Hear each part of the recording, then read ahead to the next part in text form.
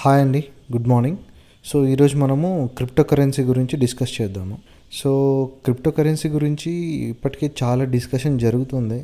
And government కూడా crypto related బిల్ని introduce చేయడానికి prepare అవుతుంది. కానీ ఇంకా చాలామందికి అసలు ఈ క్రిప్టో కరెన్సీ అంటే ఏంటి, అసలు ఎలా వర్క్ చేస్తుంది, ఇది ట్రెడిషనల్ మనీ రూపీ ఆర్ డాలర్తో ఇది ఎలా డిఫరెంట్, అసలు బ్లాక్ చైన్ అంటే ఏంటి అనే ఈ బేసిక్ డౌట్స్ ఇంకా ఉన్నాయి.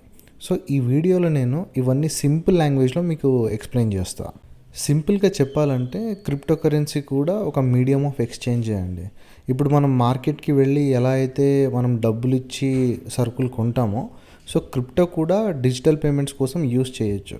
కానీ డిఫరెన్స్ ఏంటంటే క్రిప్టో అన్ని షాప్స్ యాక్సెప్ట్ చేయవు అండ్ ఓన్లీ యాక్సెప్ట్ చేసే ప్లేసెస్లోనే మనం యూస్ చేయగలము. ఇంకో ఇంపార్టెంట్ పాయింట్ ఏంటంటే క్రిప్టో వచ్చేసి ఫిజికల్ ఫామ్లో అయితే ఉండదు, ఇది ఓన్లీ డిజిటల్ ఫామ్లోనే ఉంటుంది. క్రిప్టో కరెన్సీ యొక్క పెద్ద ఫీచర్ ఏంటంటే అది ఎన్క్రిప్టెడ్ ఫామ్లోనే ఉంటుంది. అంటే ఒక స్ట్రాంగ్ సెక్యూరిటీ టెక్నాలజీ యూస్ చేస్తారు ఇందులో.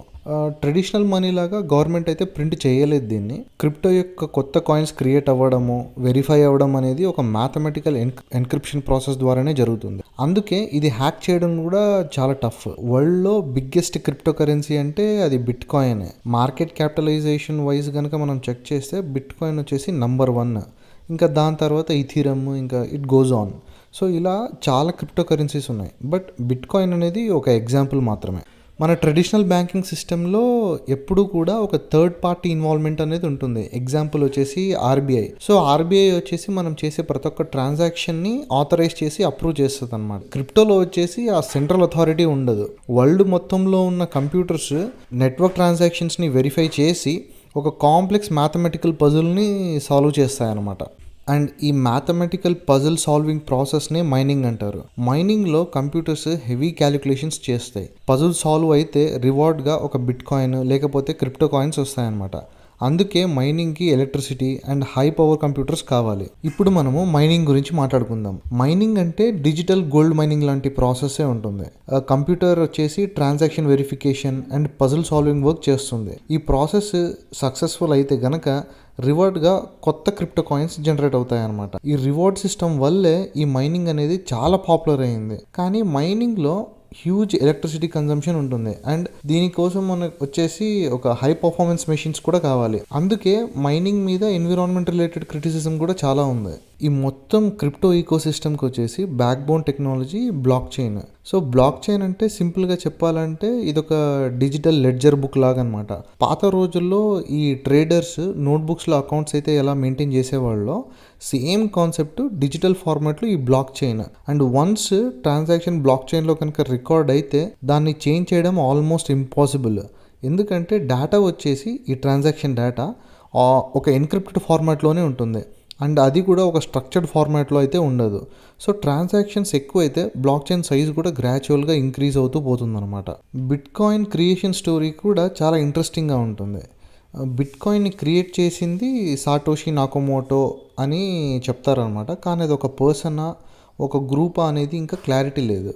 సో 2008 ఫైనాన్షియల్ క్రైసిస్ తర్వాత అందరికీ బ్యాంకింగ్ సిస్టమ్ మీద ట్రస్ట్ తగ్గిపోయింది. సో అప్పుడు ఒక డీసెంట్రలైజ్డ్ మనీ సిస్టమ్ క్రియేట్ చేయాలి అన్న ఒక ఐడియాతోనే బిట్ కాయిన్ కాన్సెప్ట్ క్రియేట్ అయిందనమాట. సో బ్యాంక్స్ ఇన్వాల్వ్మెంట్ లేకుండా transparent and secure transaction system create చేయడం మెయిన్ ఆబ్జెక్టివ్. సో ఇప్పటికి కూడా సాటోషి నాకమోటో యొక్క రియల్ ఐడెంటిటీ మిస్టరీగానే ఉందన్నమాట. బిట్ కాయిన్ లాంటి క్రిప్టో కరెన్సీస్కి ఒక పెద్ద ప్రాబ్లం ఏంటంటే హై ప్రైస్ ఇన్స్టెబిలిటీ.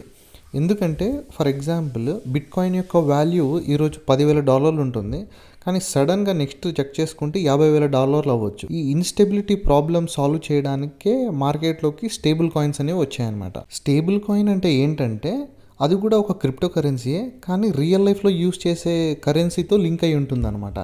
ఎగ్జాంపుల్ వచ్చేసి మార్కెట్లో USDT అని చెప్పి ఒకటి ఉంది. USDT అంటే USD టెథర్ అని చెప్పి. సో ఈ USDT వచ్చేసి రియల్ లైఫ్లో యూస్ చేసే US డాలర్తో సమానం అనమాట. అంటే $1 వచ్చేసి ఒక్క టెథర్తో సమానం. 1 USDT is equals to 1 USDT. So dollar స్టేబుల్గా ఉంటుంది కాబట్టి స్టేబుల్ కాయిన్ వాల్యూ కూడా ఆల్మోస్ట్ సేమ్గానే ఉంటుంది. సో అందుకే గవర్నమెంట్స్ స్టేబుల్ కాయిన్ని కంపారిటివ్గా ఒక సేఫ్ ఆప్షన్గా కన్సిడర్ చేస్తున్నాయి. సో క్రిప్టో కాయిన్స్ని కొనడానికి 2 దారులు ఉన్నాయి. ఫస్ట్ మెథడ్ వచ్చేసి మైనింగ్. ఇది చాలా కాస్ట్లీ అండ్ టెక్నికల్గా కూడా చాలా టఫ్. అండ్ సెకండ్ మెథడ్ వచ్చేసి ఈ ఎక్స్చేంజ్ ప్లాట్ఫామ్స్ ఉన్నాయి కదా, coin DCX, WazirX, coin switch లాంటి ఎక్స్చేంజ్ ప్లాట్ఫామ్స్లో మనం రిజిస్టర్ అవ్వాలి. రిజిస్టర్ అయిన వెంటనే మనకంటూ ఒక వ్యాలెట్ అసైన్ అవుతుంది అనమాట. సో ఈ వ్యాలెట్కి మన బ్యాంక్ అకౌంట్ నుంచి మనం మనీ ట్రాన్స్ఫర్ చేసుకొని ఈ ఎక్స్చేంజ్ ప్లాట్ఫామ్స్లో మనం కాయిన్స్ని పర్చేస్ చేసుకోవచ్చు. ఇది వచ్చేసి ఈ కామన్ పీపుల్కి ఒక ఈజియెస్ట్ మెథడ్ అనమాట.